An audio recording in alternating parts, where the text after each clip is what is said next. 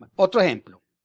Vamos a suponer que tenemos una muestra aleatoria de una Bernoulli con parámetro P, donde P es obviamente desconocido. X y Y se distribuye Bernoulli con parámetro P. Y voy a proponer dos estimadores para P. Uno que es 1 sobre n sumatoria X sub Y, que es el típico estimador de máxima verosimilitud, y voy a proponer otro, P sub B, que es el estimador bayesiano, el que tuvimos por allá antes. Queremos saber cuál de los dos es mejor. ¿Cuál de los dos será mejor estimador? Muy bien, queremos saber cuál de estos dos entonces, reitero, cuál de los dos es mejor estimador para P. Este es el estimador bayesiano que ya obtuvimos y este es el estimador de máxima verosimilitud. Vamos a llamar Y esta sumatoria, que ya la conocemos, y esta Y la que conocemos que se distribuye binomial porque es la suma de Bernoulli. ¿Cuál de estos dos estimadores es el mejor estimador? Usando el MSE. Entonces, ¿qué necesitamos? Primero necesitamos calcular los valores esperados de cada uno, luego los sesgos y luego las varianzas. Muy bien. Ahora, ya sabemos esto. El valor esperado de P gorro es esto. Y el MSE de P gorro, como el valor esperado de P gorro es P, el sesgo es 0. Así que el MSE de P, miren, recuerden esto, el MSE de P va a ser la varianza más el sesgo al cuadrado. Pero el sesgo es 0, entonces va a ser su varianza. ¿Listo? Ahí está, el MSE de P va a ser la varianza y yo ya sé que la varianza de P gorro es P por 1 P sobre N. Hasta ahí me lío. Vamos con este. ¿Qué es el valor esperado de este? Fíjense que esto es una constante y queda el valor esperado de Y más alfa. Entonces te va a quedar NP más alfa sobre esto. El sesgo va a ser esto menos P, que le da esta expresión toda bonita aquí, vean, muy bonita. Alfa por 1 es P menos beta P sobre alfa más beta más N. Ahora viene lo bueno, la varianza. Lo bueno de esto es que la varianza va a ser la varianza de Y sobre esto al cuadrado. Y la varianza de Y es la varianza binomial, que es NP por 1 menos P. Así que el MSE va a ser la media, el sesgo al cuadrado. Vale, aquí está. Sesgo al cuadrado, devolvámonos. Sesgo, vale, aquí está el sesgo. Esto al cuadrado más la varianza. Y la varianza es la varianza de Y, que es NP por 1 menos P sobre esto al cuadrado. Aquí está. NP por 1 menos P sobre esto al cuadrado, la varianza de P sub B, corro.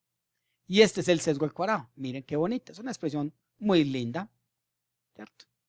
Y uno puede hacer truquinis, ¿cierto? ¿Qué truquinis se puede hacer, por ejemplo, acá? Aquí el truco que hice fue, esto se puede simplificar más, pero bueno. ¿Qué pasa si alfa igual a beta igual a una cosa rara? Yo lo puse aquí en términos de n, solo para encontrar una expresión decente, pero en general uno debería poder comparar este valor con este, ¿cierto? Con P por 1 es P sobre N. Eso es lo que uno debería hacer. El problema es que como no conozco alfa ni beta, debo darle valores. Entonces, en particular, si alfa y beta son esto, lo hago así para que me quede una expresión muy bonita. Entonces, si yo comparo este con P por 1 es P sobre N, yo puedo definir cuál de los dos es más pequeño. Aquí ya se vuelve un problema muy complejo, porque es comparar una expresión con otra. Repito, como no conozco ni alfa ni beta, debería darles algunos valores. ¿Esos valores de dónde los obtengo? Pues de la distribución a priori. Recuerden que este alfa y beta son de la distribución a priori. Entonces yo los debo conocer. Cuando los ponga en esa ecuación, voy a poder comparar este con el otro MSE, ¿cierto? Si comparar esa expresión con P por 1 es P sobre N. ¿Qué va a obtener usted ahí? Si usted quiere que este sea mejor estimador que el otro, pues hace que esto sea menor que lo otro y haya los valores de P que cumplen eso. Eso es lo que usualmente se hace. Muy bien.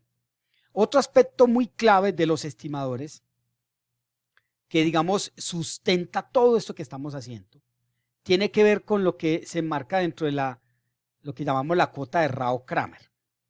Pero eso no es más que una excusa para enmarcar todo este proceso de estimación de máxima verosimilitud dentro de lo que conocemos como aquellas propiedades que deberían cumplir esos estimadores para ser los mejores estimadores. Esas condiciones son las que llamaremos condiciones de regularidad. ¿Listo?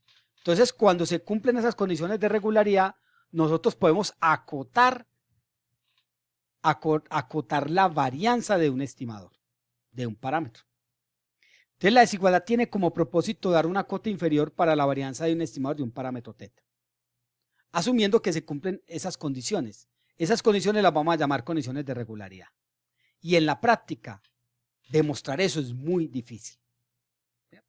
La desigualdad que se genera ahí de acotar inferiormente la varianza de ese estimador de un parámetro θ es lo que se conoce como desigualdad de información o lo que se conoce como la desigualdad de Rao-Kramer. Muy bien. ¿Cuál es el teorema que enmarca todo esto? Vamos a mirarlo. Por supuesto, en este curso no les voy a pedir que tengan que probar que las condiciones de regularidad se cumplen, porque es muy difícil probar esas condiciones. En la práctica, de hecho, casi nadie prueba eso. Casi nadie lo prueba. Pero hay cosas, digamos, hay buenas noticias respecto a eso y enseguida les las cuento. Vamos a suponer que usted tiene un vector aleatorio, ¿cierto? X1 hasta Xn, con esta distribución de probabilidad f de x negrilla dado θ. Donde θ es un parámetro real. Vamos a hacerlo con θ en los reales. ¿Sí? Pero se puede generalizar a θ un vector. Vamos a suponer que W de X es un estimador para θ. El que usted quiera, cualquiera. No tiene que ser de máxima resolución tú, cualquier estimador. Pero que ese estimador es tal que satisface estas propiedades. La primera, para que empiecen ustedes a ver la complejidad de esto. La derivada con respecto a θ de este valor esperado, mírenlo, el valor esperado de W de X. ¿Cómo se calcula el valor esperado de una función de X? Con la distribución de probabilidad de X. Entonces, este valor, la derivada de este valor esperado, si la derivada de este valor esperado se puede escribir como el valor esperado de la derivada. Miren qué cosa tan loca de esta derivada. Miren que esto es complejo, ¿no? Si esto se puede escribir como esto, que finalmente es la esperanza de esta vaina, entonces esta es la primera condición. La segunda condición, que la varianza de SW sea finita. Y la tercera, que la derivada de la integral de f de x es lo mismo que la integral de la derivada de f de x. Si se cumplen estas tres condiciones, entonces la varianza de este estimador se puede acotar inferiormente por esta expresión que ustedes ven aquí. La derivada de este valor esperado, calculamos este valor esperado, lo derivamos con respecto a θ y elevamos al cuadrado. Y abajo calculamos la derivada del logaritmo de la función conjunta, lo elevamos al cuadrado y luego su valor esperado. Una cosa bien, bien loca. Esto es lo que se conoce como la desigualdad de Rao-Kramer. Pero para que se cumpla esto, es necesario, para poder decir que la varianza de W es mayor o igual que este valor, necesito que se cumplan estas tres condiciones. Repito, en la práctica uno casi nunca prueba las condiciones, pero eso es lo que uno debería hacer. Esto es lo que nos conoce como desigualdad de Rao-Kramer o la desigualdad de información. El denominador del lado derecho se conoce como la información de Fisher y va a ser clave de aquí en adelante en los procesos inferenciales que vamos a ver en el capítulo siguiente y en el último capítulo. Si los supuestos del teorema anterior se satisfacen y además estas variables son I y D, mire que aquí en ningún momento he dicho que son I y D. He dicho que esto es un vector y que esta es su distribución de probabilidad conjunta. Pero si estos fueran I y D y esta fuera la distribución común, entonces esta expresión que usted ve aquí, esta F mayúscula, F de X mayúscula, X negrilla, se puede escribir como una productoria. Si se fijan, miren, esto se puede escribir como la productoria de las F de X u Y. Y si tomo el logaritmo se escribe como la sumatoria. Y si derivo con respecto a θ es lo mismo. O sea que derivar es la misma expresión con respecto a θ. O sea que estoy derivando una suma donde lo que derivo es igual, pero n veces. Entonces solo quedaría la distribución marginal y el n y sale una n, que es el número de veces que se repite la misma derivada. Entonces esta expresión de abajo me va a quedar n veces este valor esperado. Y fíjense que este valor esperado ya no es una integral n-dimensional. En este caso, este valor, esta derivada es la derivada con respecto a una función n-dimensional. Mientras que aquí ya es una función univariada, es la función de la muestra. Es una gran diferencia y simplifica bastante el cálculo. ¿Sí? Miren la diferencia, sale la n, siempre y cuando esto sea una muestra aleatoria. Si no, toca dejarla de arriba. En el anterior se requiere la conjunta del vector, mientras que en este colorario solo se usa la marginal. Y eso es muy bueno, solo necesito la f. Y el último lema, y este otro lema, me dice que si además, miren pues que es muy complejo, la derivada de este valor esperado con respecto a teta es igual a esta integral, es decir, como si pudiera meter la derivada dentro de la integral, entonces esta expresión que usted ve aquí, esto es cierto para la familia exponencial, entonces este valor esperado, mire el sencillo, se puede obtener como menos el valor esperado de la segunda derivada. Es decir, es como si hubiera metido la segunda derivada acá. Fíjense que esto es la segunda derivada de este logaritmo. Y esto justamente es el valor esperado de la segunda derivada. Ahí lo tienen, menos el valor esperado de la segunda derivada. Listo. Si esto es cierto, entonces este valor esperado se cambia por menos el valor esperado de la segunda derivada. Y ahí tienen una expresión. Entonces esta expresión va a quedar todavía más simple. Esto de arriba sobre menos n veces la esperanza de la segunda derivada parcial con respecto a teta de este logaritmo.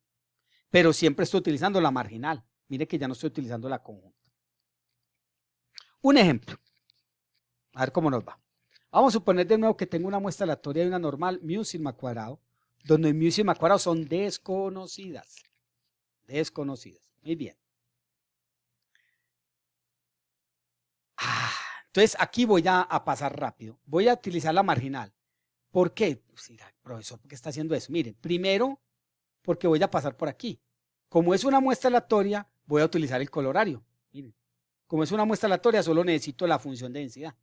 Yo sé que la función de densidad de una normal es 1 sobre sigma raíz de 2pi sigma e a la menos 1 medio sigma cuadrado por x menos mu cuadrado.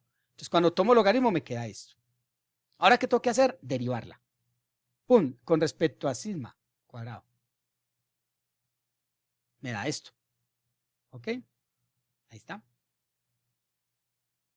Y si vuelvo y derivo, profesor, ¿por qué está en una bobada? Porque resulta que la normal pertenece a la familia exponencial.